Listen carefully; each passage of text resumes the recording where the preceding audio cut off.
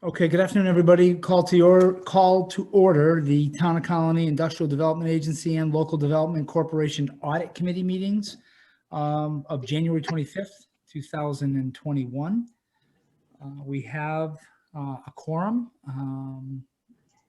Yep, we have a quorum. We have a short agenda, but some standard but important items to get through. There are no minutes from the last meeting. So we'll move right to the public comment period. I don't know if I can't see if there's anyone on who wishes to be heard. Don't think so. Nobody's here. Okay, so we'll move into the business section of our meeting. Under unfinished business, is this where we want to? Yeah, this is where we're going to look at two things. First, the audit committee charter. We have to review that and I believe acknowledge and pass it and move it to the full board. Sean has the charter up on the screen. Shows you what our responsibilities are. Appoint a public accounting firm.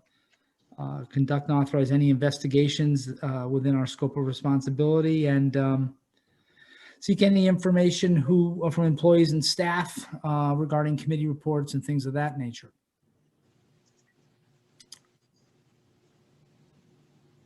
Some of this is repetitive, but also retain outside counsel and experts, consultants, advisors, as deemed appropriate. So I think we abide by the rules of the composition of the committee. In fact, all but one of our members is here. And unless people can't read what's up on the screen, there's no need for me to either read it or paraphrase it further. Anyone have any questions or additions or suggestions? I did not see anything that needed to be changed. And I'm also putting up here, and it's rather identical as the LDC's audit committee charter. So okay. This meeting is running concurrently. Do we need two separate actions or just one action to move this along? Or do we just have to say that we've reviewed it and found it satisfactory? Right, Melissa, we're just reviewing it. Yeah, so you're just confirming that you've reviewed it and there are no changes to recommend to the full board. Okay. So you need a motion? I don't think we need a motion, just to say that we've reviewed it and we confirm. We're not moving it anywhere. Due diligence. Okay, we'll do that.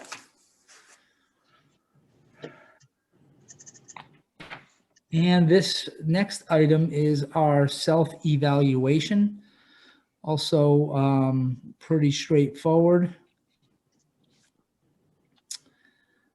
Basically says that we met with Brendan, which we did, to discuss the audit reports and review the audit financial statements. Any additions, questions on that? These are also substantially similar between the LDC and the IDA.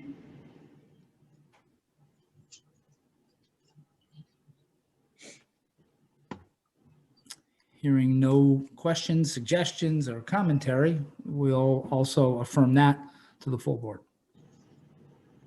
Full boards, plural. And we'll deliver this on your behalf to the full board, these two self-evaluations. Lovely.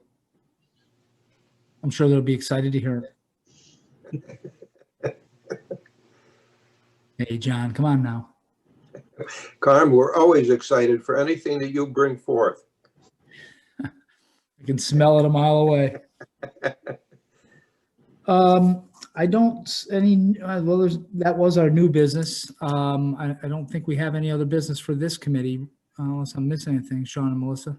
The other item that we've done before is to discuss any training or information needed for members. So if there's anything that you feel that you need as members to support you in your role as the audit committee, this is a good time for us to discuss those. Otherwise, I think I don't have anything else on the agenda. I think we depend on Ben to tell us that. Yeah, and frankly, throughout the year, in all fairness, there is a lot of training offered. You can attend different seminars. There's a wealth of stuff that is available to us if one so chooses. Yeah, I think at a board level too, and Melissa and I can compare notes when you need to get some when you're due for ABO training. I think that comes in a cycle. And some of us get special dispensation because we do it elsewhere. Yes. Just finished. All right. That's all I've got for you. Okay, if there's no other business for the audit committee, I'll call for a motion to adjourn. So moved. Second. It's unanimous. Great. So good afternoon, everybody. Welcome to the Town of Colony Industrial Development Agency and Local Development Corporation Finance Committee meeting of January 25th, 2021. By the way, I didn't mention earlier, all of our meetings are virtual, as is this one, to protect the members, protect the public, protect those people who work at Town Hall. So, hats off to Chris and Sean and Melissa for making sure that, this is done in a safe and orderly manner. Although most everyone seems to have become adept at virtual meetings, they are different and they make things, let's just say a little more difficult. Especially, the spoken word and what the real meaning is. So we have an agenda, done the call to order and the roll call. First up is public comment. I don't see anybody, but that doesn't mean, Sean, at Control Center, you don't have something. Work there. Nobody's here. No one there. So we'll move into our business, business to be transacted. We have several policies to review. We have an investment policy, a procedures policy, and a uniform tax exemption policy. Sean and Melissa, do you want to speak to those? Well, why don't I start out? I've got a list here that we'll go through. I'm going to Okay. pull some items up here. And again, I'm probably going to show you the IDA side, although they remain pretty much identical on the LDC side. So the first up here is the procurement policy. So these are one of the two policies we need to review tonight, the procurement policy and the UTEP. So this is the first one up here. I don't have any suggested changes for this. I think it's working quite well for us. As you know, we did a solicitation for a consultant and economic development and marketing consultant last year, all in line and all conform with our procurement policies. And I don't believe, and I'll just look to Melissa, there haven't been any changes in state law that require us to change any of these values, correct? Right, correct. No changes recommended. I also confirmed with the town's purchasing office today. We typically mirror their policy, the town's policy that's in place. There were no significant changes made to that policy that for 2021 either. So. All right. Okay, we'll refer that. We'll report that to the full board, and we'll make note that there were no significant changes to the policy. Okay. And then if I can shuffle my screen here, excuse me for 1 second. The next one is the Uniform Tax Exemption Policy, or UTEP, which is what guides us in how we structure the benefits that the IDA and the LDC can provide to applicants. We haven't seen, I think we've seen some minor deviations this year. You'll see one tonight relating to BLK Property Ventures, just in the exact industry. But again, I think for the most part, I haven't gotten any feedback that this is not working for us. And I think that we have some, again, with the deviation procedure, a way to address unique circumstances. So I'm not recommending any changes here. Melissa? Right, confirmed. No changes are recommended. It is something I will look at over 2021, though, I will say, just to see if there's any improvements that we can obviously make here to keep our programs both responsible to the town, yet competitive in the environment, to make sure that we're still getting great opportunities here for the benefit of the town and its residents. Sean, was that your intent to review or your opinion that we give great benefits? it's my intent to review to make sure that we continue to provide a balance of competitive benefits with a program that's responsible to the taxpayers. Okay, good. Let's see, we have the agency fee schedules. Those primarily exist in the application itself, which is the administrative fee of 1% of total project cost, as well as a non-refundable application fee. Again, this is something that we also want to look at over the course of 2021. I think Melissa and I have had some discussions about modifying the administrative fee to better reflect the size and scale and scope of the project that benefits from the IDA, instead of people coming to us and wanting to pitch a project that just doesn't have the sheer mass of activity that makes it worthwhile to, for the amount of cost. I mean, an IDA transaction is not a free transaction. It does carry costs for the applicants, and sometimes having the fee appropriately scaled helps applicants understand, this is a good program. This is not the right program for me. So, but no change there. Okay, but that I can cover that universally with just the uniform tax exemption policy, right? We don't have to get into the detail. Okay, great. Yeah, I just want to give you some scope of things that I'd like to work towards this year with the committee. The next one is a review our insurance policies and liability coverage scope and terms. No concerns there. We use the 10-night group for our insurance policies. We're due a sit down with them this year to go over that. I think that we do have to address in that policy how we insure the property, the LDC. This is on the LDC side. The LDC owns the property on Old Maxwell Road, but how we cover that property, because I think there might actually be a building cost still in there, but we're gonna look at that and adjust that if necessary. Sean, can I interrupt for 1 quick second and ask about the property on Maxwell Road? Yes. Who is currently using it? Are you aware that anyone's currently using it? I'm not aware anybody's currently using it. It looks like somebody's using it as a construction kind of staging area. It's got a lot of stone, and they put the stormwater barrier, or what, the black stormwater barrier up. So somebody's using it for something. All right, we'll check with. They'll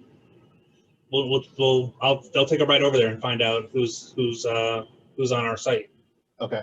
Yeah. Does the library have any projects going on right now? I don't believe, the only thing they've got going on, I think, is the roofing project. So it looked inconsistent with any of that project. Okay, we'll look into that. Thanks, Chris. No problem.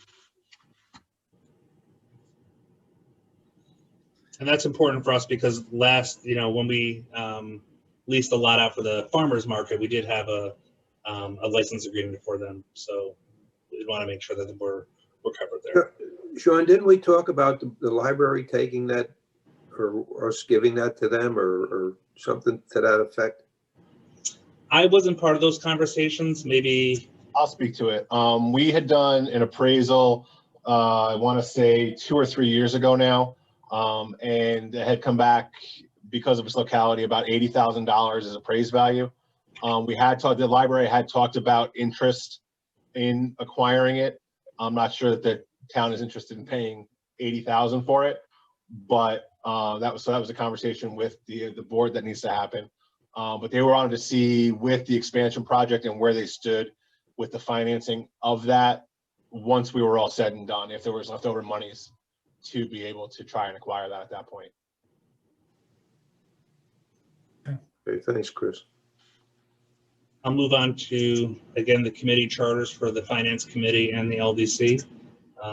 Substantially similar in some ways. There's some slight differences in the duties depending on, because each is authorized in different sections of law. But you can see here, this is the IDA Finance Committee charter, and you see the summary of duties, review proposals, if you want to walk through that. I don't think we need to. Anybody want to walk through that? I don't know if we need to.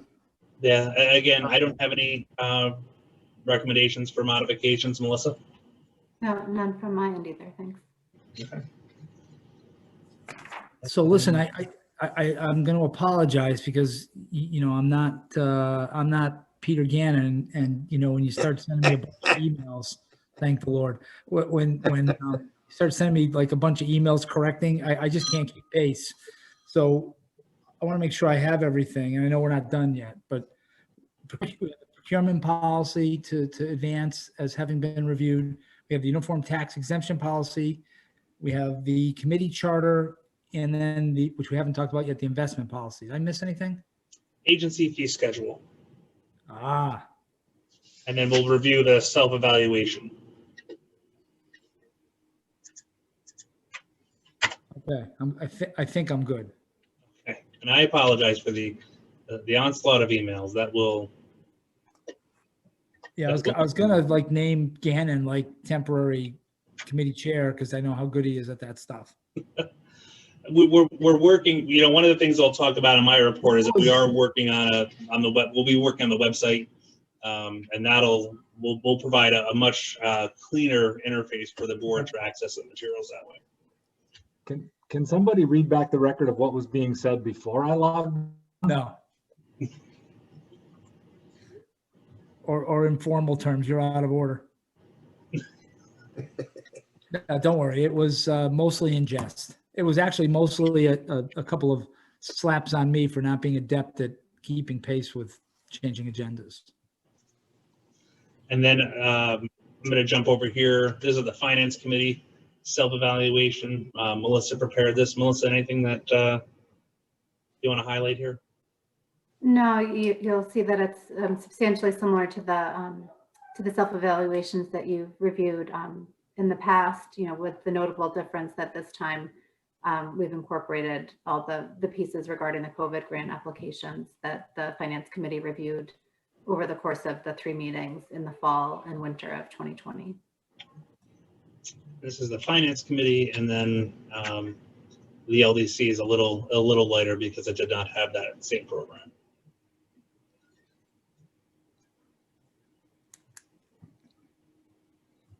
Okay. That's all I have to walk you through, Mr. Chairman. Okay, back up here. Did we, we got the investment policy, right? Yes, the investment policy. Which is listed on the agenda. No, I did not cover that one. Let me pull that up for you.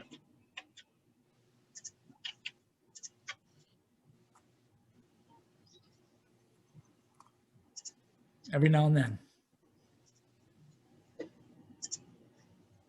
All right, here's your investment policy. Last revised December 31 of 16. Really? Same here, I have no recommended changes. Melissa? Same on my end as well. Thanks. Yeah, this is basically in line with the Office of State Controller's recommended guidelines. So that's why there's no real changes. There's nothing been changed there in quite a number of years. And does this line up with the towns? Yes.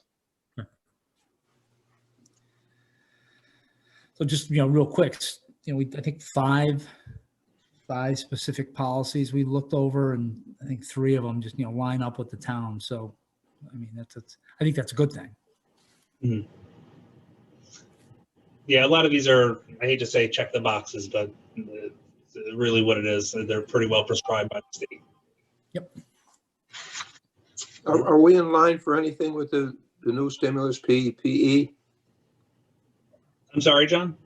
Are we in line for anything to come in to us with the new policy there that they've put out for the stimulus? No, we're not impacted by any of that. We're just not, our incorporation isn't the right type. You're talking about like the 501c6 changes to PPP won't impact us. All right, I think that's everything on our agenda for finance. Any member have any questions? It's a lot of stuff, but as Sean said, 3/4 of them check the box or making sure that we, adhere to a state regulation. I mean, it's pretty tightly defined. Pretty hard to get off track here. If there are no questions or suggestions, I will ask for a motion to adjourn. Motion from Mr. Carney, second by Mr. Gannon. All those in favor? Aye. Unanimous. Great job, guys and gals. 5:45, the governance committee is up. Not a member of Perfect the timing, Finance Sean. Committee, Exactly though. 5:45. We run like a well-oiled machine here. That'll be There we go. Ben, Peter. I don't see Eric, and then John's the alternate. And when John's here as the alternate, he can take Eric's place for tonight's meeting. Hey, Sean, is anybody from the public on for public comment? There is nobody from the public. We do, but I believe, Mike, you're here for the full board. Yep. All right, nobody's here from the public for this portion. Sean, do we have any unfinished business? I don't believe we've had any unfinished business from our board yet. Nope, the only thing you have tonight is to go through the annual actions, and I have a little bit of an expanded list to make sure that we hit all the points too, so. All right, you want to put it up on the screen for everybody at home? Yep, 1 second.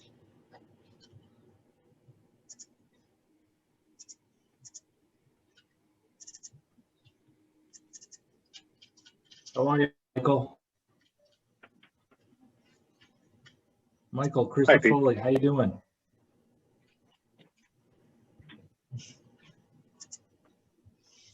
All right, for those playing the home version of the game, here you go. Oh, yes, that's changed slightly from the one I have. So let's go off of yours. We'll start with the board evaluations. Did you get the evaluations for everybody, Sean? So with this one, we're talking about is not the one, the full board evaluations. Those are the links I sent out. Rather, what we're going to do is go through the self-evaluations that Melissa has pulled together, which is just a review of the activity of the LDC and the IDA this year. So let me switch screens. I'm going to pull those up for you. You'll see here is the Ldc Committee Self-Evaluation, just discussing your actions in last January to review certain policies. In March, you approved the Paris report. And for 2021, we'll just continue to discharge the duties and responsibilities of the committee. And I think that, you know, this piece here, Ben, is about the board member in training. I think once we get through this, if there's anything that the board members feel that they'd like us to focus in on for training and education, please, I'd like to be able to set that up for you this year. All right, I think about a year or two ago, we had board training put on by our staff attorneys. We can look at doing that again next fall if we have the want or need from the committee and the board. Yeah, I'd like, you know, I would certainly recommend at least annually that the board convene just for the purpose of training and review developments across the, you know, throughout the year. That'll also include some unique challenges that maybe other IDs or LDCs have faced. So we can certainly, I'd like to look at that this year if the group's agreeable to that. Okay, also with training, right now, it seems as if the annual conference for the New York State Economic Development Corp is still meeting in May in Cooperstown, unless they're going to move that to virtual. Have you heard anything, Sean, about that moving that to virtual?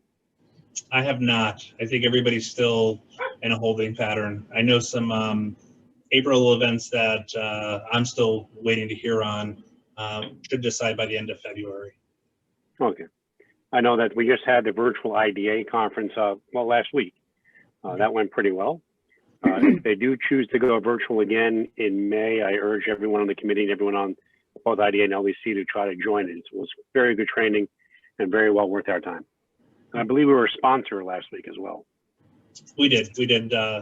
Because that conference is typically, well, in the past was at the Marriott on Wolf Road, but with the Capitol Center, they've moved over there. We've still supported it because it's happening right here in the region, but being a virtual format, we still, you know, I continued my practice of supporting that event because it is typically held here locally. Great. So on the new business, we had to review the statements and policies. I believe that, Sean, you emailed everyone our standard statement of policies. I don't think we had any changes from last year. Melissa, do we have any changes from the last year we have to go over with the committee? No changes recommended. Okay. Pete or John, do you have any questions or additions to our statements and policies? No. All right. So I'll need a motion to move it on to the full board. So moved. Second. Very good. Then review reports. We just went over the operations and accomplishments report, or is that going to be separate based upon the jobs you created last year, Sean?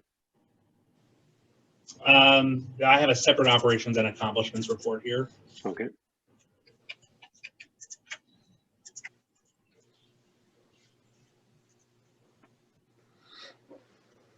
You see that on your screen now. This is the operations and accomplishments for the LDC this past year. One thing that Melissa and I started to discuss was the 501c3. The reason that came up this year was because in looking at some of the initial papers for the LDC and my transition, it suggested that the LDC was a 501c3. So I just wanted to investigate that back with Melissa. It was an idea that was brought up. It was never formally pursued. I don't know if this is something that you want to pursue further, or if Melissa, you wanted to weigh in on some of the things that came up during your discussion with your colleague. So going to that question, as Sean had raised it back in the spring, so one of my colleagues who handles tax matters looked into it further, and when the LDC was first formed, it had separate counsel, and at that time, that counsel had recommended to the board that you not pursue the 501c3 filing. So to the extent, so Sean's got a memo that weighs through some of the pros and cons of whether or not to do it, and it's just a bit of a time-consuming process, and so to the extent, it's as Sean looks into that further, and if we're ready to, we could move forward at a later time on that front. But just as a general matter, Sean had coordinated with us to look into that further this year. Yeah, and I believe when the LDC was established was to overcome some of the financing limitations that the IDA authorizing statute was timing out on. And I think the way we left that is that if we did want to pursue it, we probably should form a secondary development corporation for those purposes. Am I correct on that, Melissa, and how I remember that? Yeah, that it would be better to bifurcate the two entities. Yep. So there's on the LDC. Let me just pull up your IDA operations and accomplishments report. So we did cover the COVID-19 grant program, as well as the projects that have been completed this year, which included Chris's Coffee, just before I got here, the First Columbia, aka the Desmond project, as well as the Lincoln Avenue development project, which I was down there today, and they're moving along quite well. Should we have a third point of discussion? Was that we're discussing with the Town of Colony Department of Economic Development about amending our management agreement to include additional funding for economic development personnel and staff? Does that have to get discussed to the governance committee, or does that get discussed to the full board, Sean? I think we started this as a discussion on the full board level, and there wasn't anything we were specifically tasked to a committee to work on. Okay. I don't. And the chair is here, so if we want to tag that over to have one of the committees focus in on it, I would certainly appreciate it too, because it gives me a small group of you to bounce our progress over towards. Oh, we'd run that through the governance, right? We could do that. Yeah, you all right with that, Yeah. Ben? Yeah, I have no problem working with Sean on that and bringing it back to the committee. All right. Good. So in our Good. full board meeting, if John, you could we'll make that official in the full board meeting. Okay. I'm going to cover it in my report, but I think we can just kick it over there. So it's Chris, just one quick second. Should I hold off? I was going to send Melissa the the management agreements for 2021 for the IDA and LDC. Is that something we want to hold off on then until we have this all straightened out, or do you want to do it as an addendum to that agreement just so we have it in place? I think we do it as an addendum right now. I've got it to civil service. They've got an initial draft title. I'll repeat myself later, but there's still some work there, and I don't want to hold up the management agreement until that's done, right, because I have to rely on how long it's going to get through the town process. Okay. And that may be 3 or 4 months. Mm-hmm. Yeah, knowing that. I'll email the last agreements to Melissa. The town already approved entering into the agreements at the organizational meeting in January. So I'll get those over to Melissa for the February meeting, Okay. or March meeting, whichever we end up having. Fantastic. With that, Peter, John, do you have any other items you want to talk about the governance committee? No? Don't. All right, well then I'll take a motion to adjourn. And actually, before you do so, do you want to jump in, John? So, yep, we have a couple more. I have a report of real property owned, and then the annual self-evaluation. I think we already did the self-evaluation, but let me bring up the report of real property owned. We talked about this before, 272 Maxwell Road that the IDA still owns, and there's no, Chris let us know what the last discussion was in terms of the appraisal and the town's interest in buying that property as part of the library's current projects. I think we're not looking to move forward on that. Chris did know that somebody is using the property now, so we'll be investigating who is on the property. And then for the LDC does not own property. I juxtaposed those earlier. It's the IDA that owns Maxwell Road, not the LDC. And let me just. I'm like Carm, I have the old agenda, which is why I didn't see that. Yeah, this is, Melissa provided me I had gone through and asked her late in the process for the prior year's agenda because what I had on file here did not cover everything. So It's okay. So the next item is the self-evaluation is the next item on the formal agenda. We already did that. We did that at the top, and I apologize for the review.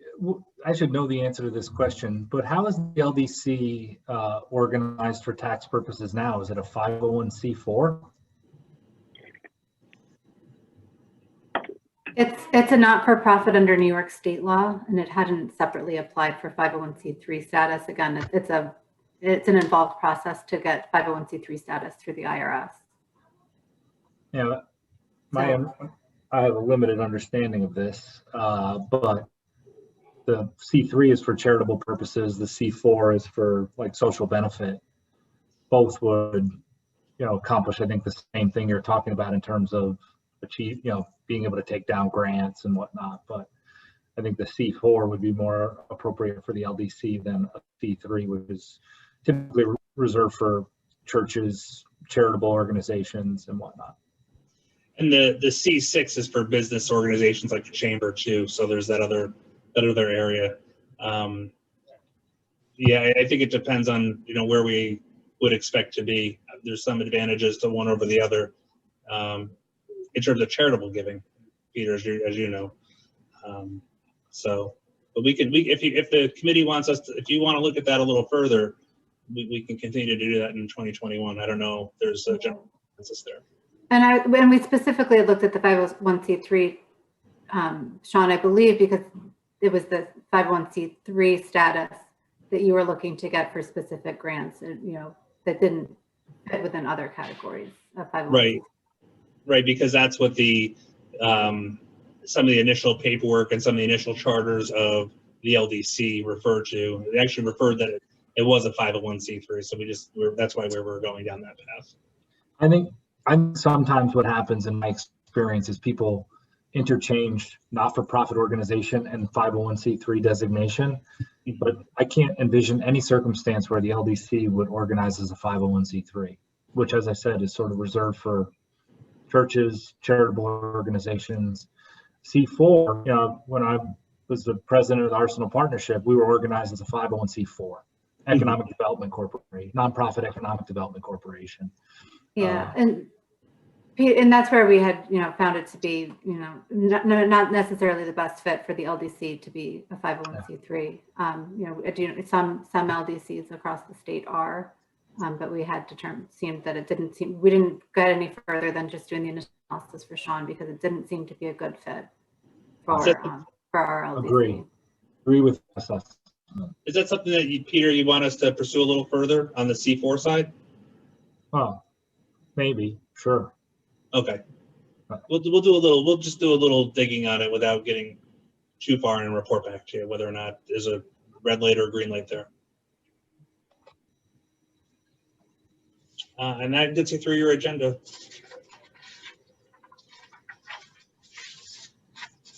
You're on mute, Ben. There's always somebody. I wasn't going to say it. I was trying to be nice.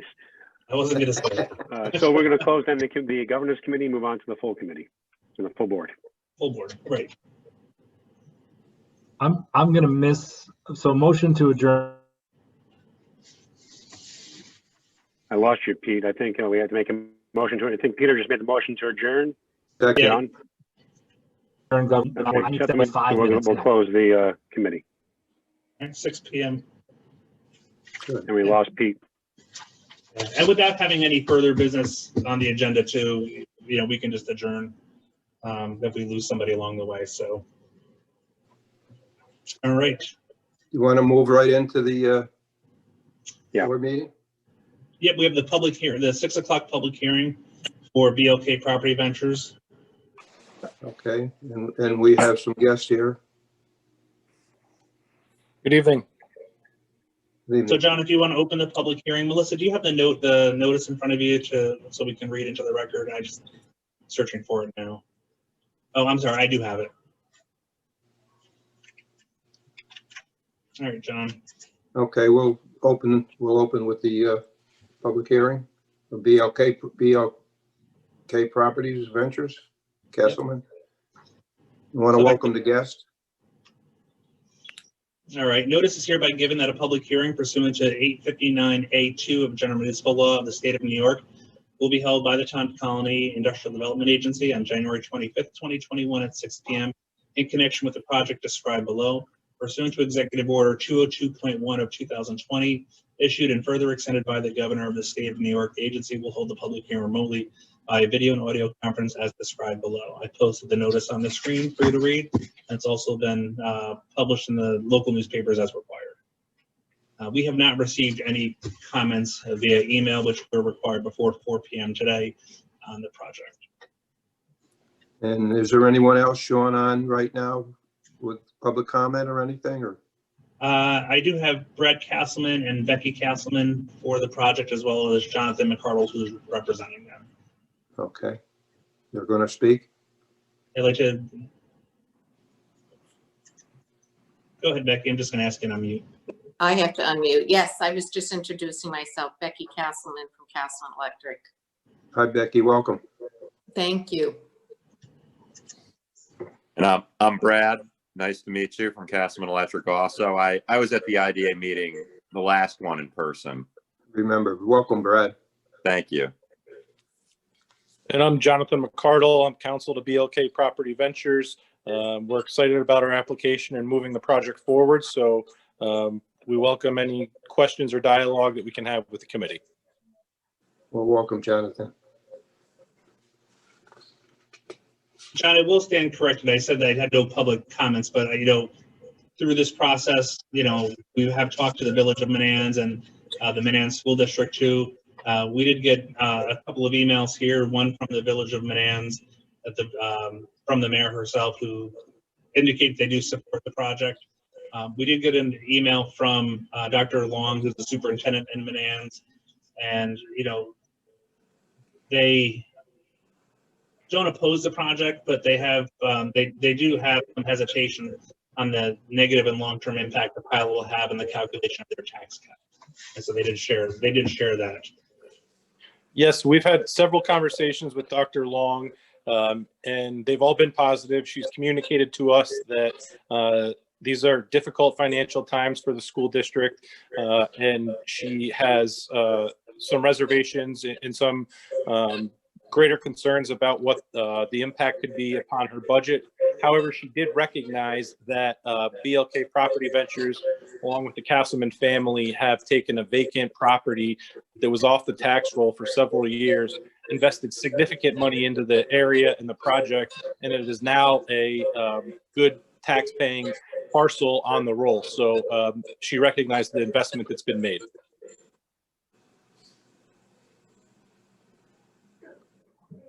Okay. Anybody have any questions for Becky or Brad or Jonathan?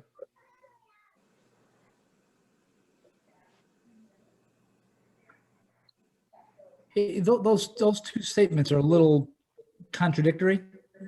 I'm having a hard time understanding what the significant financial impact is on the superintendent's, on the school budget. Am I missing something? Yeah, Carmen, well, go ahead, John. Did you want to speak to that, or I can fill you in? I'll certainly let you handle that, Sean, and I can comment. You know, I had a good conversation with the superintendent today. You know, and from the school and the village's perspective, and they support economic development that's resulting in new activity in the village. We did go over that, how the property that it's currently paying in taxes, and that the request moving forward would preserve that payment, but also include an additional, I believe it's $122,000 in payments over the 7 years. The challenge comes back to, and I can speak to this as a former school board member myself, is that the calculation, and Chris can talk to this too, because the town deals with it with the pilots. The way the tax cap handles the pilot calculation puts the school district at a disadvantage, even though it will receive more revenues through the redevelopment.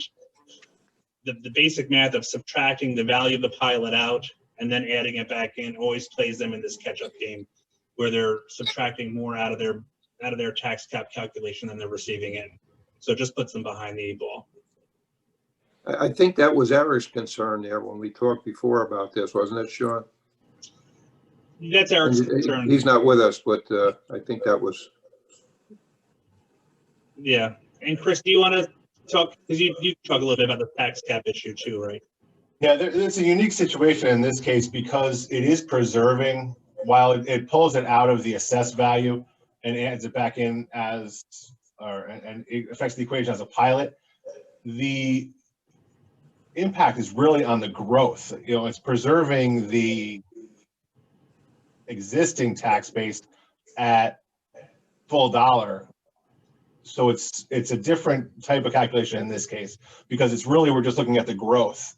And the way I run the calculations for the town, it's roughly about a third of, you know, where I'm running at the town. I'm looking at about $2,500 impact at the town level for the growth, and about, you know, $4,500 for the existing property. So it's not as significant as, say, a property that was at full value, generating $200,000 a year, and now coming in at 10%, you know, at the value. It will impact them, but it shouldn't be as significant as anything else. And actually, if you take the last project that we did with the pilot, for a project that's basically generating almost nothing in property taxes, to now add even 10%, while it's an impact to the calculation, it's a positive impact to the calculation. So this should, overall, in the first year, will have a slight detriment. It will catch up, and it won't be as significant as if the entire property went to pilot as opposed to just the growth. We thought that struck the right balance given the fiscal climate that we're in right now, and with our conversations with the school district. And then I appreciate that from the town's perspective as well. Thanks, everybody. I get a little worried about maybe misuse of the word significant. And, you know, I understand sometimes it's more about the trend. Gee, if we do this one, there's going to be another one. There's going to be another one. But it just sounds to me like significant is a little overused in this case. And the village does have a couple of affordable housing projects that are also looking to potentially get some pilot treatment there too. So they're concerned about the cumulative impact. And I think that you hit it right on. Yeah, but it's a cumulative effect on the economic growth in the town too. You know, if you're looking at it only from the perspective of this particular topic, you know, perhaps, but it's everything else that a project like this and other projects will generate for you know, for the village. Yep. And I hope that that's part of their consideration as well. But sometimes you have to give something. You have to give and take, right? You have to give to get. Yeah. Hey, John or Becky, Eric's not here, so I'll ask his normal question. He likes to ask prospective applicants as to how would our money be used? In other words, Why are you coming to the IDA, and how is our funds going to assist you with a competitive edge as you go to continue to grow your business in Manans? I can answer that, John. I personally have a huge investment in Manans, and my investment is growing. As you know, we've already purchased and redone the first building, and now this is for the second building. My son, who is going to lease out part of the business, is bringing many employees because of the way. Hey, Becky, sorry, Steve Yeah. Castleman Oh, here. hey, Steve. Steve, you can talk about your Yeah, employees sorry and how it's for gonna my latest affect the one. town. I had a meeting that ran late. I couldn't escape. I'm But sorry. let me introduce, oh, Steve, do you know them? Steve's the CEO and owner of Castleman Solar, who's leasing part of the back building that we're talking about right now. Right. So just to pick up on the question that was answered, the reason is really that the trajectory for solar across the United States right now has changed so dramatically that we're opening in Florida. And Tampa has been planned for 8 months, but in the last 2 months, we made additional plans based on guidance from our research as well as our largest manufacturers that we should also open on the east coast of Florida simultaneously. So now we're looking at a large investment in Tampa with a smaller investment in on the East Coast initially. But to answer your question, most bluntly, is because we want the money. There's no question that Castleman Solar is going to become a national company. That's we already have our master electrician's license in the state of Florida, and we already have staff down there. The real question is are we going to be able to pay it forward to New York State, right? Are we going to be able to keep our headquarters here and keep all of the most lucrative and talented positions here, so that essentially what we keep in Florida and beyond, because after Florida, you really look at the next 4 locations, because that's when you get venture capital funds, things like that. So it's really how do we make sure that the headquarters stays here because of not just the synergy that we have with our skill sets and resources, but because of how instrumental New York State and particularly NYSERDA have been in allowing us to get to this point that we're at, where we now have the opportunity to provide careers for thousands of people in need and more. So in essence, our investment in partnering with you in this project is allowing you to keep and grow your national presence, national headquarters here in Colony. Right. And that's critical.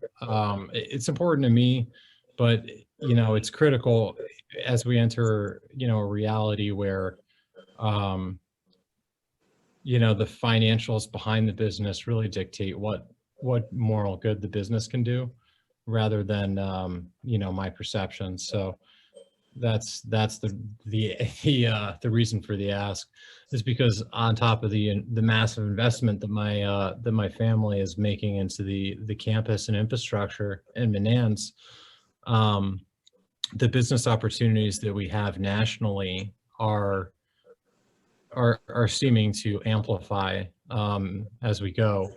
So we're now being offered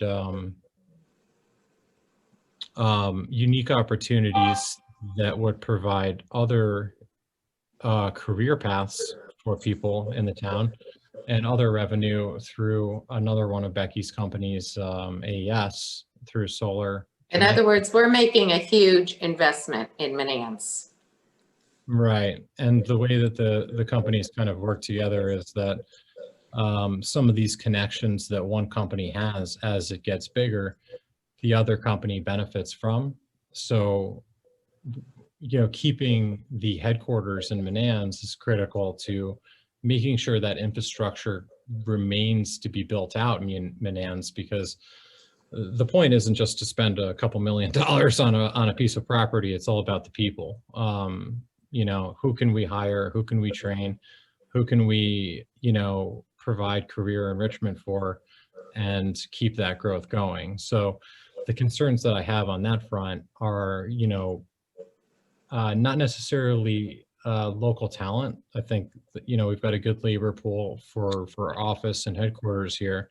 The real concern is just on the unknowns, you know, the business taxes, the feasibility of doing so, how you know, how obviously it's much more practical to, you know, to have a headquarters in a different state, but that's not, so what we ask for the IDA's help in doing is making sure that, you know, the Becky's investments to date and really the, which have been material and in people, but mostly material, are really valued by the town, because these investments are all for job growth, right? It's just a matter of where the, you know, where the most lucrative jobs are going to be created and stay, and the feasibility of keeping, you know, the solar headquarters here as it becomes potentially, you know, a private or non-private company over the next few years. Thank you, Steve. Steve, Becky, let me ask you this, and believe me, I appreciate what you're doing there. I think it's great. But would you proceed without the IDA if? Not to the extent, you know, I'm just, it's probably not possible to the extent I want to. Like Steve said, he's growing his solar business and I really want him to keep his headquarters here. And I know it's to his benefit with Governor Cuomo. But yeah, no, I can't answer that because I don't know how much I'm able to invest. Okay, understood. Yeah, so we have two constraints there. We One, have to hire people, right? right. I'm opening another business, correct? Yeah, so it's a part of a larger plan we have as a, you know, as a family to open this other business and unite our separate businesses to achieve the highest value. And the key to that is, you know, is to really build an enterprise and have it headquartered here. So what's working against us is, sorry, motion sensors still in the office here. Well, there's a lot working against us. There's a lot working against us, but the number one thing is the unknowns in terms of like the cost feasibility of this and just the sheer risk that we're taking, that we've already been taking, you know, proceeding, you know, in an environment where we don't even have. Right. And the pandemic definitely adds to the risk. You know, yes, it does make me think maybe, you know, I don't want to invest more without some help. Yeah. But John, can you answer to this? Yeah. In addition to what Becky and Steve have already added, we've already seen some significant property tax increases on the parcel.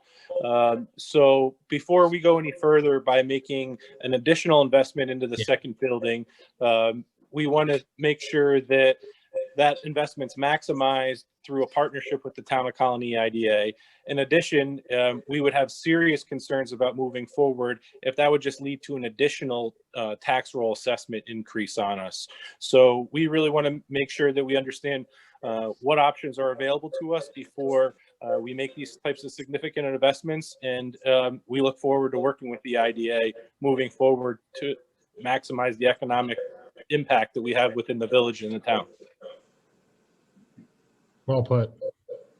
Ultimately, I agree completely. And it all comes down to, you know, the maximizing the village, the impact to the village and the town. So, you know, we're all in this together and I couldn't be more grateful for New York State aligning us, you know, to be in the position that we're at as a solar company, but ultimately, The landlord's got constraints on the property. She's already invested a ton of money on the property. And the tax rolls have gone up. So I don't have control over that, but that affects obviously the tenant fit out costs for the headquarters and my rent and lease. So just as we go, you know, I'm a very people-centered person. So I'm looking to, increase the tax rolls by providing employment, career migrations and really, focusing on that aspect. But, what John said is very true. I mean, that's just why, Yes, my company also has seen unprecedented growth, and it's the type of business we're in. We don't know if that will continue. it's not going. There's, there's a good chance it won't. We don't know. So yes, we need all the help we can get. Because if we continue with this growth, then we also have to hire people. Well, let's hope it continues in a big manner, and I wish you all the best. And again, we appreciate what you're doing. And, no pressure on me, right, John? No, Steve. And Sean and Melissa, where do we go from here? So after this, we'll have to close the public hearing and start the regular board meeting. I think it's up to the board or the chair's prerogative if you want to make a motion to bring this forward to take action on it now or leave it as part of the regular course of business. Well, I'll ask for a motion that we go forward. All right, we'll have to close the public meeting. You want to declare that closed now? Okay, close the meeting. Thank you again, folks. Thank you. Thank you so much. Thanks, Melissa. I'll be in touch about the next steps. Great. Appreciate your Have a good time. night. Take care. Be careful. You too. Have a good night. Thank you so much. All right, I've got the agenda on the screen now for you, John. Okay, we'll go into call. Let's see, roll call. I see Eric joined us, so we have a full board. Mhm.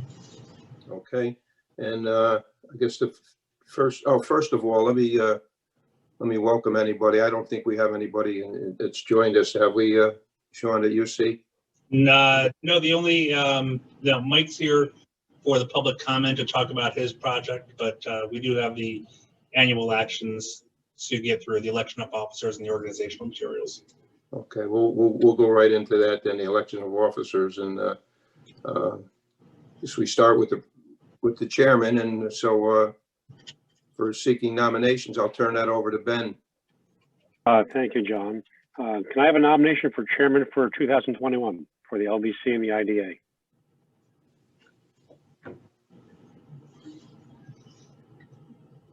I think John's doing a fine job. So I would nominate Mr. Carney for another year at the helm. Thank you, Peter. Is there a second? I would second it. Any other nominations? I vote nominations be closed. Second? Peter?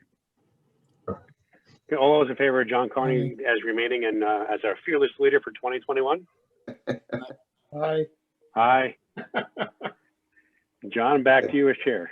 Thank you, everyone. Excuse me, just And, as an order of procedure, if we have a slate of officers, can we just move the whole slate rather than going one by one? I think we can. I think normally now we that we do have the a chairman chairman. and then the whole slate. Especially now that we have a chairman. Correct. I think that's how we do it each year, Carm. We get We're all a right chair with that, and then Melissa? Yeah, the that's whole fine. Okay, I'd like to make the motion that we continue with the current format, and I'll accept a second on that motion. second. Okay, very good, thank you.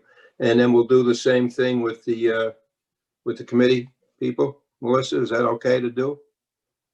Have the same setup?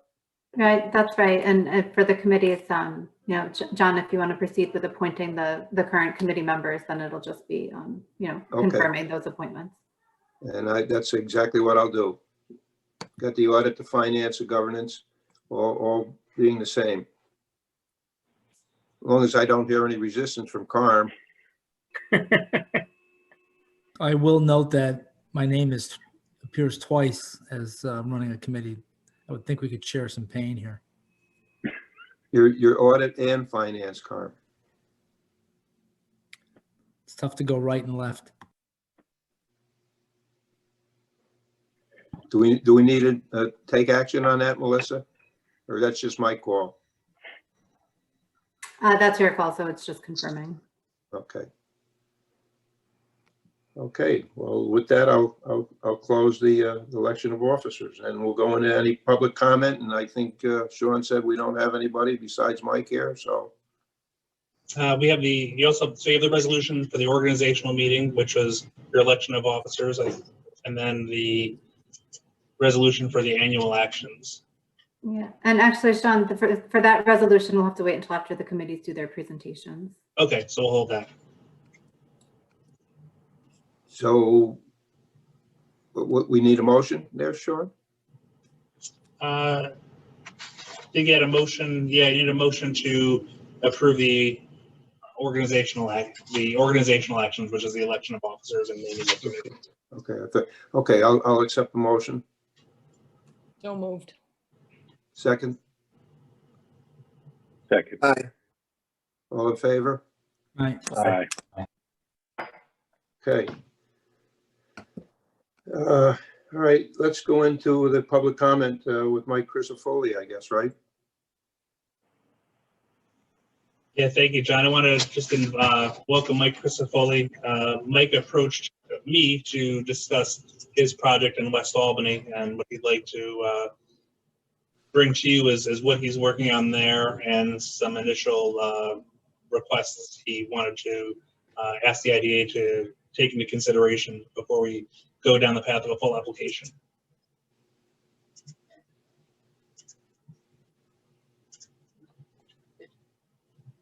Okay, Mike, do you want to? Sure. Sean, do you have the slides? Yeah, I'm going to pull those up right now for you. Okay.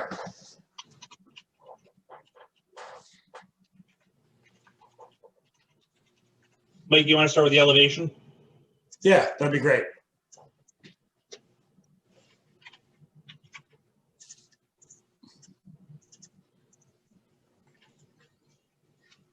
Thank you, Sean.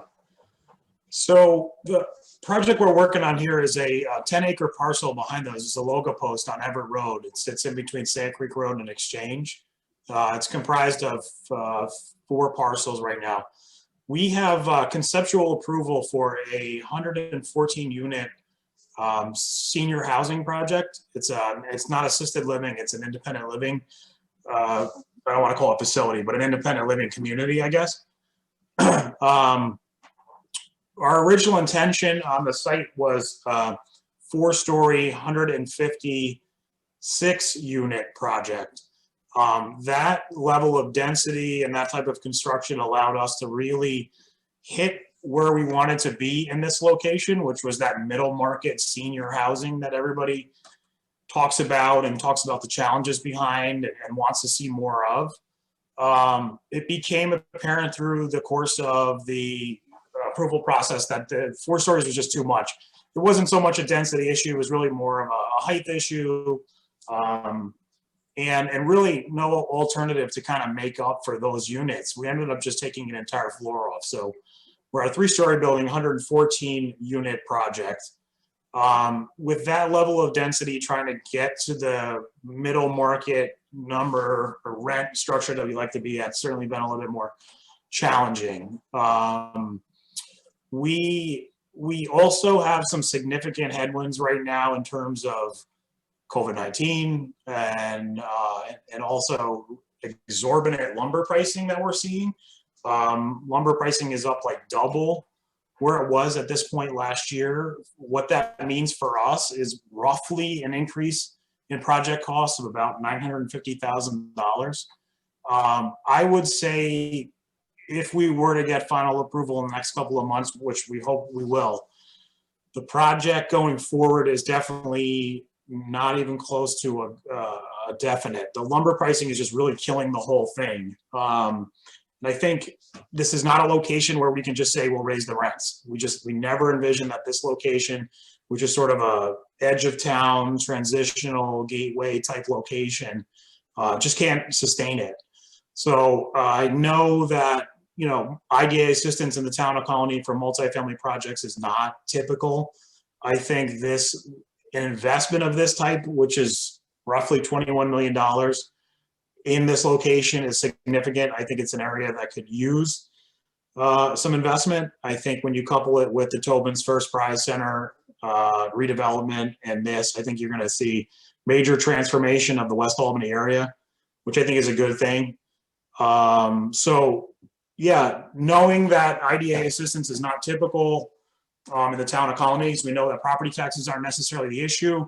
Here we kind of have more of a cost issue. We kind of have a market environment issue.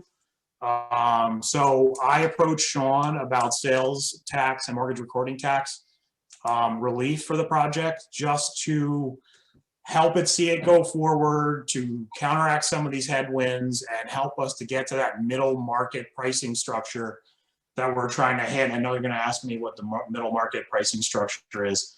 That right now we're projecting rents between $1,475 to about $2,200 for the biggest, nicest units.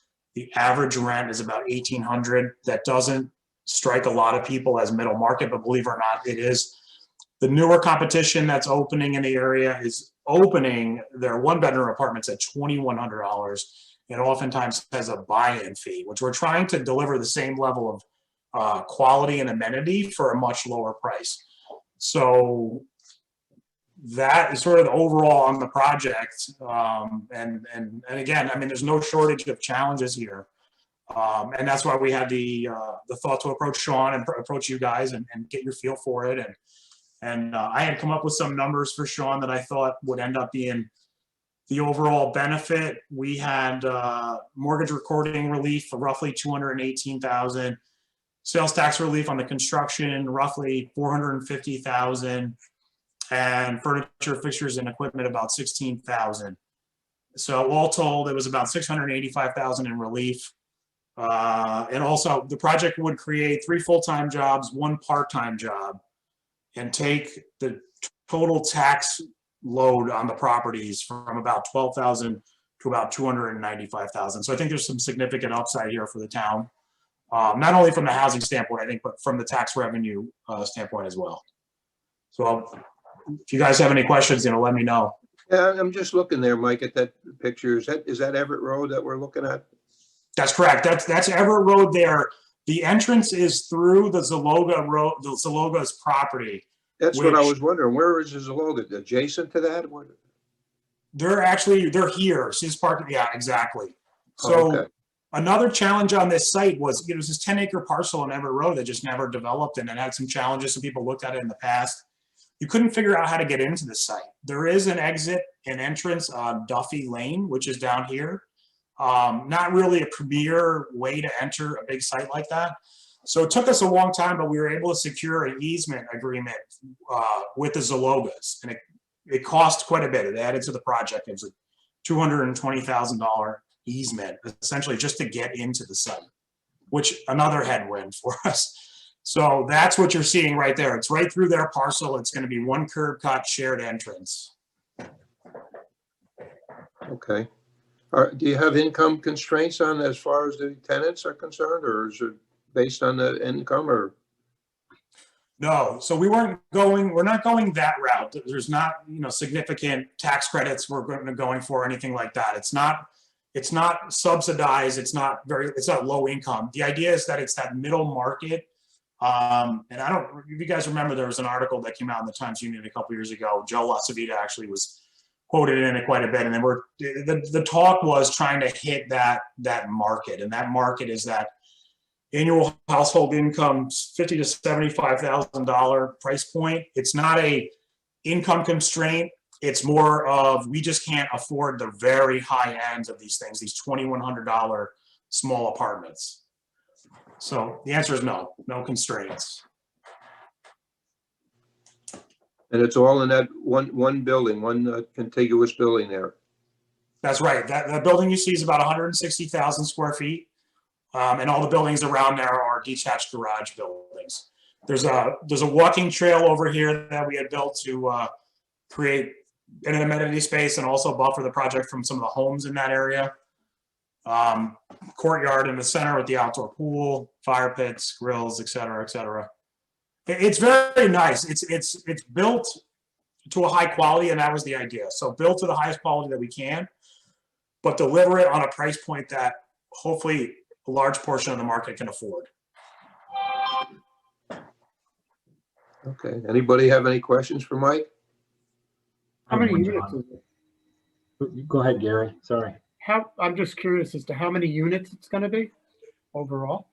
Sure, it's a 114 unit project. There are 6 studio apartments, 67 1-bedroom apartments, and 41 2-bedrooms. So it's 114 units. Okay. When you say like senior housing, I know you just said it's not assisted living, but like, is it like a 55 and above community? Is this like a no kids? Like what are the other constraints about this that makes it kind of like the quote unquote senior housing? It's your typical 55 and older restriction. That would be the only restriction on living there.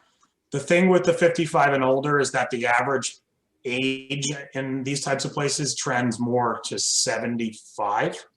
So the 55, is always that sort of magic rule, the number that everybody uses. It's generally not the situation that's going on there. So it's independent senior living. It's folks that certainly, can live on their own, but they don't need the house anymore. The house has become too much, or they want to live amongst other people,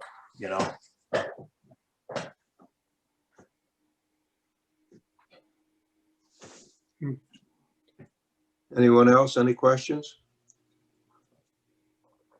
So the way Question was the question that Gary had asked. I'm just curious again. So what we have is we have these 114 units, right? We don't have any food services or anything like that associated with it. No, not what you're thinking, Gary. Not the lunch, dinner, in-house dining aspect. There'll probably be a continental breakfast. Weekends, there's a coffee bar. We're actually designing a dining room into the space for events, which will have a small kitchen that we could use. We also designed that in the event that it sort of morphs into more of a demand for prepared foods, but it's not that 3 meals a day or even 2 meals a day type facility. We don't have cooking staff. No, it's really an apartment complex for seniors, if you will. Okay. Good. Have any idea when the groundbreaking? Well, we really would like to start in May or June of this year. With lumber pricing where it is right now, I don't think we can. I mean, it's literally double where we budgeted. So it's significant. And we're also talking to lenders that seem interested, but they're slow to kind of issue term sheets. I think this COVID thing has got everybody a little bit cautious right now. I think we all think the end is not too far off, but I think we got to see that first. So I think there are some challenges. So we don't know what it'll be this spring or not. It's concerning. How long do you think the build out would be? So we built a similar sized building next to the Colonie Center. That was 150,000 square feet, and that took 17 months. So we anticipate the same thing, about 17 months. Okay. The delivery would certainly be hopefully outside of this whole COVID window. It's just a problem, starting it and getting the financing on it and being comfortable with the pricing on it is challenging. There's supply chain issues all over the construction industry right now. It's not just the lumber, it's everything. So it's difficult right now. Yeah. So and there wasn't there, I'm sorry, Eric, go ahead. My question would be, why did you pick 55 and older instead of just a general apartment complex?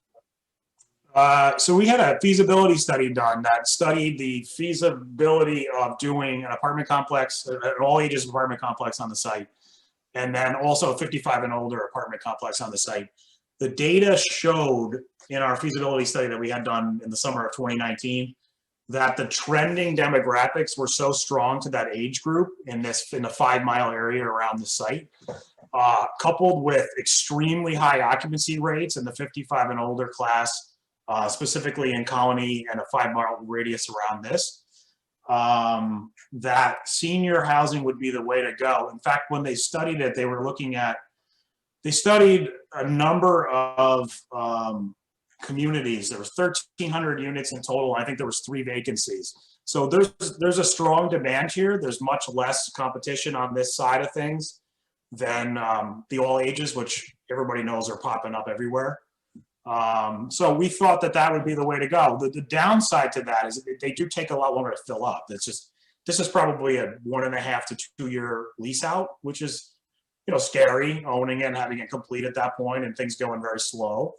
But we think it will end up being stronger and have stronger occupancy in the long run. I just think the demand is there. And I think the demand is there for stuff that's not very, very expensive.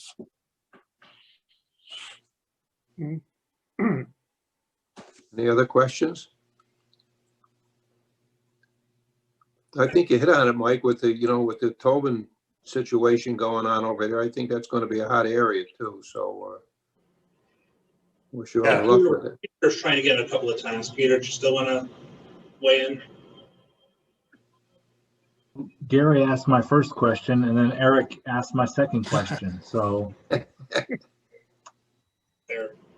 Sean, I guess my question would be for you. How does what you understand about the market and the demand jive with what Michael's saying? Because admittedly, what I hear anecdotally about the town is that there's plenty of senior housing and that there's a real lack of workforce housing. And if we're trying to attract younger people here, does Mike's data match up with what you're hearing? Yeah, I think a project like this does a couple of things. Well, let me speak to the lumber issue that Mike had. If this project were a year ago and we were not in the situation we are with certain commodities, I probably would have said, Mike, I don't think you have something here, you know. But realistically, the markets are pretty awful when it comes to building supplies and materials, and so getting things online is, you know, a significant challenge. Just having done a small renovation of my own home during all of this and the price of things, my wife was happy not to use some materials and bring them back at the end of the day. The other side of it too, Pete, is I think with a project like this and where Mike is targeting in terms of that middle market, you know, I think that all of us, when we retire or we get to this point where we're looking for housing like this, I don't know if we necessarily want to be displaced entirely out of our community to find that. I think I'd like to probably stay as nearby as possible because I've got roots and connections in the community. This in a way allows us to do this because we don't have options like this in the West Albany side of town. And so for residents, you know, on that side of town who want to sell and move into a facility like this, that opens up housing at the right price point, which is going to be important for a workforce. Now, West Albany has some great housing stock at the right price for the workforce. And so I think it helps us free up some of that real estate while allowing people to remain in the community and not have to leave. Great. My only other question is where are you at with the planning process for either Michael or Sean with the planning board? Yeah, we've gotten so Michael's gotten a plan development district here approved by the planning board. And so we're moving through, you see the conceptual plans here. You know, this is what the planning board is very comfortable with. You know, there's a lot of back and forth. So I think from this point forward, there's not a lot of changes you'll see on the planning side of things. I think we're pretty much locked in.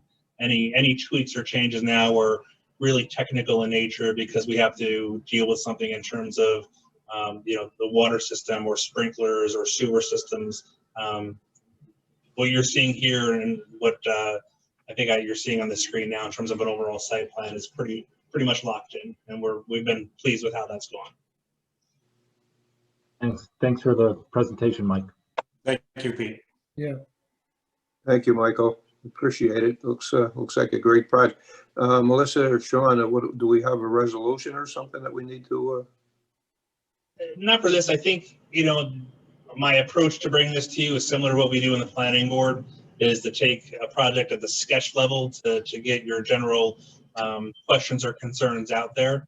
what I'd like to do is circle back to Michael in the coming days and give him some thoughts or feedback. If you have anything that you haven't been able to share with him, or you want to chat, with me after the meeting, as you've had to let this sit and ruminate a little bit, I'll circle back with Mike. And our goal is to, from a general perspective, whether or not this is a project that makes sense in terms of the IDA's overall goals and objectives, enough to have Mike bring back an application and start to move down that path. I believe, Melissa, we will have some deviations here, especially on the job creation with the 3 full-time jobs. That'll be a little bit of a deviation from the policy. So no technical deviations from the policy itself, as they're not requesting property taxes, but Sure. we can flesh out what the exact parameters of the project would be as we move into an application stage. And your project approval policy does contemplate senior housing and a number of housing options there. So we'll work through that. Okay. Hearing no further questions, Michael, thank you very much. Thank you, guys. I appreciate you considering it. Okay, and you take care. Be careful. You too. Thank you. Okay. Okay, we'll move on. This, the approval of the minutes. Everybody have an opportunity to review the minutes? Any questions, additions, deletions? Allison did raise a hiccup that happens in the software that we use that converted some quotes to question marks. Gone in and corrected those again. That should be all well and good. So those have been corrected to reflect those punctuations correctly. Okay, anything else? Hearing nothing, I'll ask for a motion to accept the minutes. So moved. Second, Second. all in favor? Aye. Aye. Okay, and the report of the officers. I just want to say, we're back to this virtual meetings now again with all this COVID stuff that's going on, and I'm hoping and praying actually that with all of the vaccines that are starting to come about, then hopefully in the near future we'll be able to get back to some sense of normalcy. So I think Peter wants to do the same thing with the United Way. So hopefully we can do that. So with that, Sean, I'll turn it over to you. Yeah, and I'll just make a note that on your agenda, I refer to a memo 2021-01 about the annual survey. I'll refresh those links out to you as well. That's just the annual survey of ward performance itself. So my report too, I also provided you a brief memo, not to give you a chance to read through and wonder if you had any questions about what we're doing here, but just a couple of updates. Last week I did do my final review of a new economic developer title that we're working with the town to establish. I think during the governance committee we had some discussion on that. So if the chair is okay with it, there's no objection, I'd like to just have the bring that, and I'll work with the governance committee on that title and that position that we talked about previously to support the IDA in its actions. What we'll do is once that title's been reviewed, it's going to human resources to be scored, which will assign it a salary range. And then once we do that, that's what we'll bring back to the board to take a look at, make sure that that meets your expectations, both in the title and the responsibilities, as well as the salary, and because we will need to adjust the management fee with the town for the additional costs of supporting that position. But I have a general agreement to move that forward. We worked on the BLK Property Ventures application, which you heard during the hearing today, to clean up some of those issues that came up doing our due diligence in December. And I provided you a full summary as well as a cost benefit analysis. Does anybody have any questions on that? My plan is to formally bring that up down the road, but if you had any now, I'd be happy to take. All right, seeing no waving hands and nothing, I'll move on. We're working on the Lincoln Avenue BOA, the final cleanup of that. I was supposed to meet with Barton LaJudas today. There's just an issue where the IDA did not receive as much in reimbursement as we expected, and there was an issue with the final request. So we'll just work with the consultant to sort that out. thank you to those of you that. Sean, is Department of State withholding 20% of our funds? Is that it? No. 10% end of it. It's not even a 10%. It was an adjustment because in the final statement, the invoice had a lump sum, but then the backup that was submitted by Camoin from Barton LaJudas had a date after the end of the contract date. So they held that back, which when I was over there, that's exactly what you're supposed to do. So I'm going to deal with that on our consultant side of things. I'm just asking because everything has come down to a drip at Department of State with contracts and reimbursements. Yeah, it did take a little bit of time, and that's why we're still talking about it almost a year later. So want to thank those of you that attended the Economic Developers Conference. I believe it was John, Ben, and Gary. Hope you got something out of that. I think it was a good program. I had the chance to present our grant program. I attached those slides to the rest of the board members for reference if you weren't able to catch that. It was a good presentation, Sean. Oh, good. Thank you, Gary. By now, and I mentioned this, you've seen the news about Plug Power setting its gigafactory in the Rochester area. I do want to make you aware of when we see news like that for a town-based company, what's going on.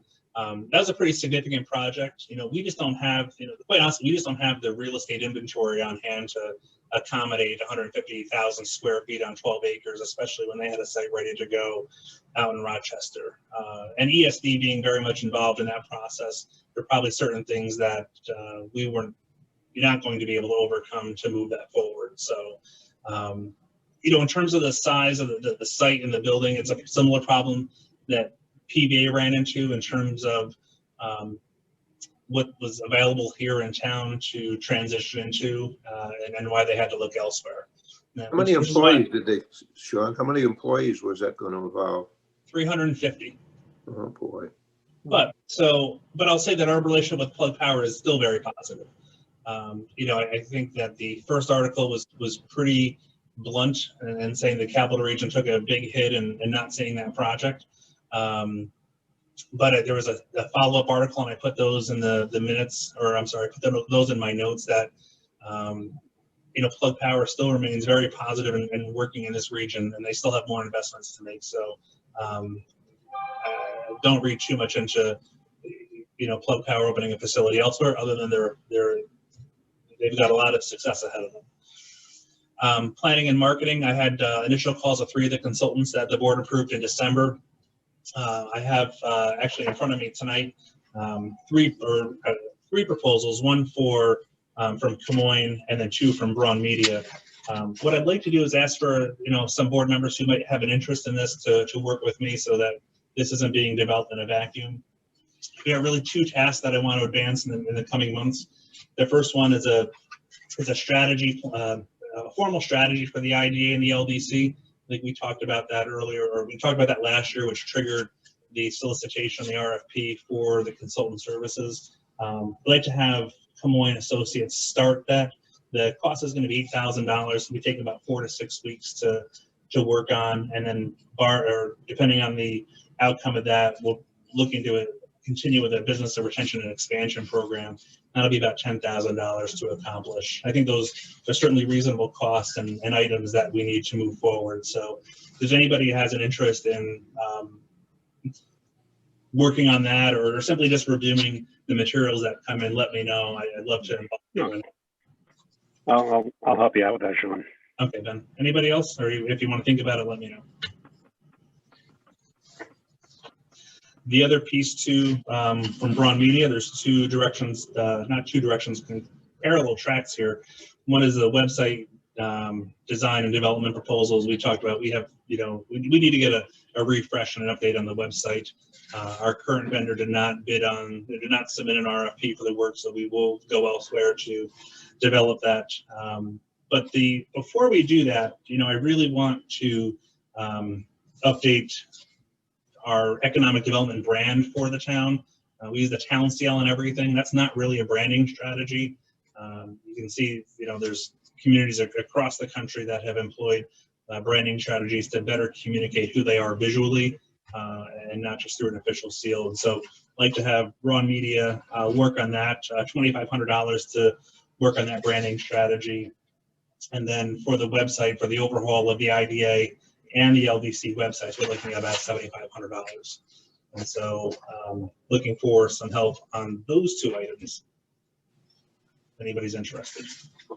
And again, if you want to think about it, just let me know. I think the branding thing will be fun and exciting to think about how we visually communicate Colony in terms of economic development and as a great place.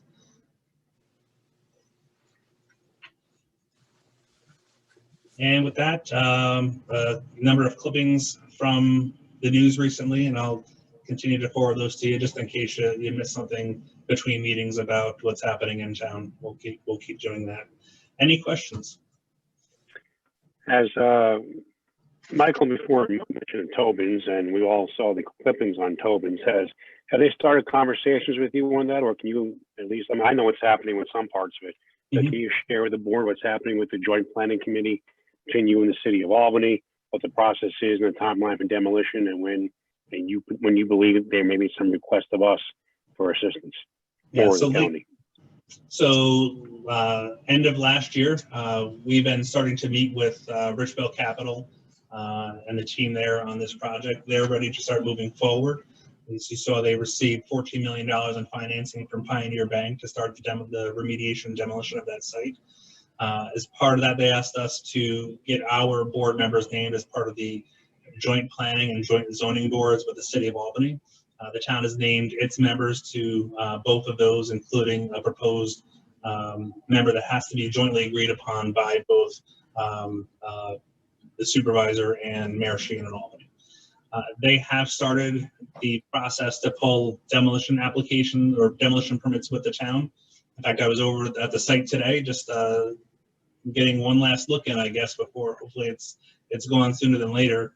And I did notice that on the windows, they have the required asbestos abatement notifications already posted up there. And so that's all the demolitions being handled by a company out of Schenectady. So the work is being kept local, which is really great. The timeline on that is they expect to have they're doing the first 3 buildings, and then once that's done, they'll move on to the center of it all, 400,000+ square feet of old slaughterhouse. They hope to have that down by the end of 2022. So when do they expect to start? What's the start date? I think they had already wanted to start, but they didn't realize they had to pull permits. So once we corrected that situation, they're very close. I'd have to check with the building department to see if they've released those demolition permits. I know last week or two they were pretty much there, but nothing. And they received a DEC grant. They did receive a DEC remediation grant, and they got $1 million. Town of Colony applied through ESD for Restore New York for $1 million for the first vertical construction of the building. But I think they had to change a little bit of the mix of the mixed use on that building, but that's still there for them. Yeah, and there's going to be a critical piece in how that mixed use comes to be. They still have to have I don't want to say significant, but a key retail or a key commercial component. I don't want to say retail, but a key commercial component. It can't just be all housing. It'll greatly impact that Restore New York grant. So we continue to remind them of that, but they still have to work with the planning board to come up with the whole plan, the master plan for that site, including that first building. So it'll be after 2022 before we see a groundbreaking on the first building on the site. Thanks, Sean. Sean, down the road, how do we come into this, if we come into it at all, this board? It's because the site straddles Albany and Colony. We have to have that discussion with Albany, and I've already started that conversation with Capitalize Albany, how we might cooperate on this between the town and the city, and how our IDAs may work together. I've even warned Melissa about this because I think this is a little bit of a different organism. It's not. Well, I think for the IDA it is. I mean, back to my Empire Zone days with John, this site was also split between the city and at that time the county's Empire Zone where the town participated. But we were able to stitch it together to make it work. So I think we have to still work through that and see if the city and the town IDAs can collaborate on this, or if there's a different vehicle that has to handle this. Okay, well, I'm sure you'll keep us up to speed. Our preference is to, I think Albany, our preference here and in Albany is to figure out a way for our two organizations to work together. Because if we don't, it'll go to Albany County. That's right. That's also true. That's right. All Okay. right. Anything else, Sean? That's it for my report. Thank you for. Okay, thank you. So with that, we're going to turn it over to Chris Kelsey, CFO. Okay, good evening. I distributed out earlier today via email the year-end unaudited financial statements. We are actually this week, the auditors will be on site here Wednesday and Thursday to conduct the audits, so that we should be on track for our March meeting for drafts and able to meet the Paris reporting deadlines again this year. Not much has changed on these reports since we just talked in December. Let's see, the receivables are still the same. The only thing we did capitalize. Sean purchased a laptop for the through the IDA for work here. We did capitalize that. We've got payables for legal bills at the end of the year, and we've accrued legal bills and final payment to about $13,000 on the BOA project. That being said, puts us over at on page 8, or the second page of the documents, at loss for the year of roughly $37,000, primarily due to additional BOA costs this year, some legal fees. The first 2 of the COVID grants went out in December. Otherwise, most of the other costs were relatively consistent from prior year. The 2 administrative fees, just for everybody's memory, is the Chris's Coffee from January, February timetable, and the Desmond project from, I believe, the September, October timetable. We did just close on half of the administrative fee for the Lincoln Development Group as well. That happened, I think, about a week ago. As far as the LDC, there was no activity other than posting of December interest from December. So we're roughly looking at about $252,000 in cash and an operating loss for the year of roughly $16,000, easily covered by the net position or fund balance of $252,000. I don't expect any significant adjustments coming out of the audit. I reviewed all the activity today, and it's pretty straightforward. So we should be good to go. Okay, very good. Anybody have any questions for Chris? Okay, do we need a motion to accept his? I don't think so. No, I don't think we usually do. No. Okay. All right, so with that, we will move on to the report of the committees, and I'll turn it over to Carm, Audit and Finance. 2 hats. Yep. Thanks, John. The Audit Committee met at 5:15 this evening, and the Finance Committee met right after that at 5:30. Pretty much, the standard order of business for the January meetings. I don't think that anything here will require action, but we want to report on a number of things. In the Audit Committee, we reviewed the committee charter. We confirmed the committee charter, made no changes to the charter, but confirmed that. The charter is available in your packets, a packet of information. If you don't have that, we can get that to you. And we completed or reviewed and the annual self-evaluation of the committee's performance, and no changes were made to that as well. These procedures have been in place And we should note that all these procedures line up with state requirements, town requirements, and requirements that this board has put into place. I think that is it for audit. Did I miss anything, Sean? No, I think you hit everything. And then, John, you want me to run right into finance? Yes, please. Okay, the Finance Committee, similar agenda. We reviewed, I'm going to go a little bit out of order. Well, actually, I'll go in order here. The procurement policy made no significant change, no change of significance. The procurement policy works pretty well. It mirrors the town procurement policy and the policy prescribed by the state. We also reviewed the uniform tax exemption policy, and this is the structure that guides the benefits that we provide to applicants. Sean and Melissa affirmed this policy, and we accepted it with no changes. Also, as all the committees do, we reviewed the Finance Committee Charter, which is basically our summary of duties, and made no changes to that. And lastly, the agency fee schedule was reviewed. We made no changes to that policy for this year. And I guess I would note that I think we're in pretty good hands because of all these policies, and they guide, how we do what we do, what we charge, what fees we charge, and how we go about doing our business. Any questions on that? I mean, it's relatively routine stuff, but once you have it in place, you periodically review it, and I think your organization's in pretty good shape as a result.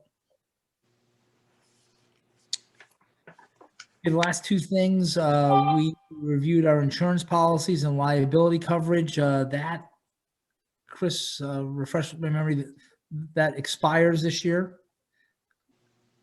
I think Sean had said he's meeting with Tenike to review all the policies and get updated as necessary. Right. So we'll see where that goes. And then lastly, the annual self-evaluation of committee performance. We took a peek at that and completed that with no significant changes. So lots of stuff, but sort of the routine beginning of the year activities that we take care of in audit and finance. Any questions for Carm? Hearing none. Good job, Carm. Thank you. Thank you. Okay, with that, I'll turn it over to Ben for the governance. Thank you, Mr. Chairman. Like Carm said, with the governance committee, just like the audit and the finance committee, we take this time every year to review our policies and our standards and our statements. We reviewed the mission statement, our bylaws, code of ethics, our conflict of interest policy, procurement policy, and property acquisition policy, and finally our property disposition and whistleblower policy. We looked at them, we reviewed them, we didn't make any changes to the policies, and we moved them forward to the full board for their consideration. And we also, like the other two committees, reviewed our self-evaluation as a committee for the last year. We didn't make any changes for that as well, and we submit that to the full board for their review and approval as well. Okay, very good. Any questions for Ben? Okay, hearing none, we'll move into unfinished business, and we have a seeker approval resolution. Melissa? Thanks, John. So for the BLK Property Ventures project that you had the public hearing for earlier this evening, in fact, for this project, it's going to be one combined resolution. As a renovation, this project gets classified as a type 2 action. And so the seeker and the approving resolutions are in one piece before you. So just to walk you quick through the resolution as Sean scrolls through it on the board here, but so again, the project is the renovation of a 40,000 square foot building in the village of Manans, proposing about $1 million of investment. In this, the board authorized the public hearing and deviation process back in October We did do some updates in December with the applicant with respect to the parcel. They had originally submitted an application with a outdated tax map number that included a larger parcel. So we were able to carve it down so that less property was coming off the tax rolls and just focused on this building and this piece of land. So back in December, we sent out the required notice to the municipalities where the current operations are for Castleman Solar and Albany Electrical Supply. So those notices went out. And then the deviation letter went out to the taxing jurisdictions in January.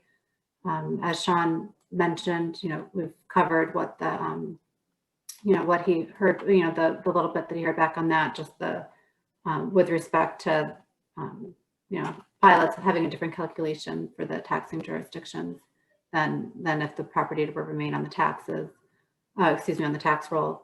And we also sent out, we published the notice of public hearing, and we sent out the notices to the affected taxing jurisdictions with respect to the public hearing. And so then, the pilot would be a deviation from your standard UTEP because the type of facility that the project would be, the solar electrical doesn't fit squarely within the approved projects within your UTEP. But it would be following the standard grow colony formula in terms of the pilot benefit. The project would continue to pay full taxes on the existing assessment for the land and the current building, so that the pilot would only be, savings of the, so the pilot would be paying full tax, the equivalent of full taxes on the land and existing improvements. And then the exemption would be on just the assessed value of the improvements that are a part of this project. So standard documentation would be put in place. There would be a pilot mortgage as the IDA gets with all of their pilots, and that ensures that the taxes remain in the same position that they would be if they were on the regular tax rolls. And so then the resolution itself is determining, again, outlining the factors that went into the deviation letter to the taxing jurisdictions, and then authorizing standard documentation with respect to the project. And the company has also requested that the board authorize interim sales tax benefits, given that it takes some time to proceed to a full straight lease closing. So they've asked for the ability to close on the sales tax exemption piece sooner in order to be able to move forward more quickly with the project. You've done this in other instances, including most recently with the Lincoln Avenue development. And so then, again, the sales tax in use exemption that you would be approving is for an amount not to exceed $80,000 and for a term not to exceed 2 years from the execution and delivery of the agency documents, which is the closing of the official straight lease transaction. And then the amount of real property tax benefits that you would be giving is approximately $92,000. Again, it's based on assumed assessed values, current what they're currently paying in taxes and what the assumed assessed values would be,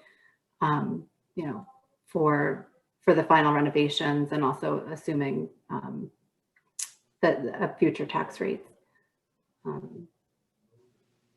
And otherwise, standard provisions. At the end of the resolution, you've got the schedule of the pilot payments that gets attached. So that's the walkthrough. Does anyone have any questions on the resolution itself?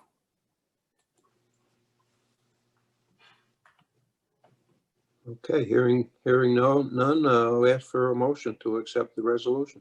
John, can I just ask a procedural question before you do that? Sure, go ahead.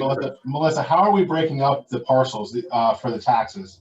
Is the existing parcel going to be, an existing building going to be one parcel, and this building and the renovations going to be on a second one, or So, so Chris, Just for so this pilot is actually, calculation. this is why we had to go back and ask them to redo the application, and we put the originally scheduled December public hearing on hold to redo the process, because it came out that they had in fact, it wasn't in the original application, but they had in fact already gotten from the assessor 2 separate tax map parcels. So the other building that they've already been occupying and improved is on its own separate tax map number. So it's no longer any part of the project. So the pilot will only be for the 1.87 acres of land that this 40,000 square foot building sits on. So that we don't have to go through the logistics of sorting out that other piece. It's strictly, it makes it cleaner. It's strictly. Okay, good. That's what I was hoping. That's what I was hoping for. Yeah, yeah, and then exactly, and it helped with the concerns that that Manans had regarding the property coming off the tax rolls. As there's now much less property coming off than they had originally requested. Great, thank you. Okay, any other questions? No, hearing none, I'll ask for a motion. Ben? Sure. Second? Did I hear a second? I'll second. Second by Carm. All in favor? Aye. Aye. Aye. Aye. Okay, very good. Thank you. And anything else we have, Melissa? I don't believe so on that front. Sean, do you have anything else? No, was there anybody opposed? I heard the all in favor, but I just didn't hear the opposed. Anybody opposed? Okay. Second, I think, was Carm. Yes. You're an aye. You're not. Yeah, yes with. Yeah, I was the second. Oh, okay. Oh, okay. I hear it. Thanks, Carm. Sorry about that. Actually, I think Peter was the second, but we won't get technical. Okay, and we said all in favor, we said. Okay. Right. Okay, and I guess that will sum it up. I just want to again thank Melissa and Sean for all the work that you do on our behalf. I know it's a lot for you, and we appreciate it. And if you would, Melissa, send Connie our congratulations on ascending to the lawyer of the world now for us, I guess. So I think that's great. I'll pass John, that on. Thanks, John. Before we adjourn, let me just take a quick second to wish a very happy birthday to our colleague Ben Seiden, who turns 29 tomorrow. Happy birthday, Ben. Ah, Thank you, Peter. yeah, And congratulations, congratulations Ben. to Sean. Thank you, John. And again, congratulations to Sean, one of the top 50 economic developers in the country. Yes, absolutely. We're moving along swiftly here. Great crew. Thank you all. And everybody, please you be all. safe and careful. I'll ask for a motion to adjourn. Motion. Second. Okay. Guys, take care. Be careful. Thank you. And everybody. Bye, guys. Thanks. Bye. Take care.